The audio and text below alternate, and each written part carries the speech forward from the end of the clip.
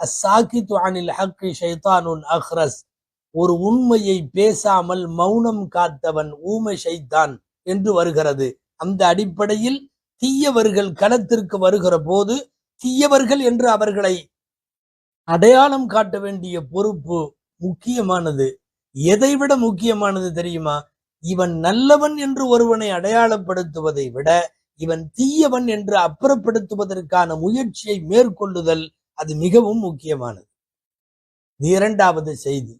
அன்பானவர்களே, மூன்றாவது செய்தி வாக்களிக்கிற நேரத்தில் நம் கவனத்திற்கு வர வேண்டியது, தெளிவாக மார்க்கத்தின் ஷரியத்தின் சட்டம், வாக்கு செலுத்துவதற்கு பணம் பெறுவது ஹராம்.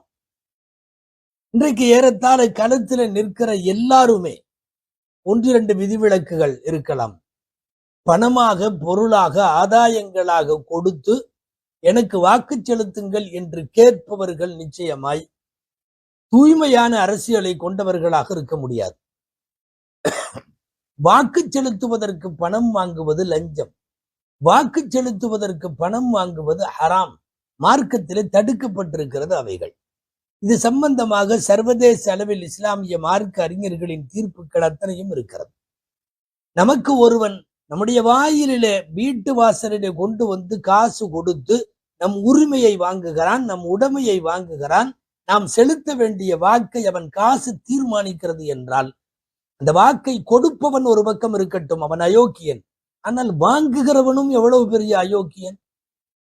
கேட்டால் இது நம்முடைய பணம் தானே, நாம் வாங்கலாம். இல்லை, வாக்குக்காக என்று பணம் பெறுவது பச்சையாக ஹராமாகும்.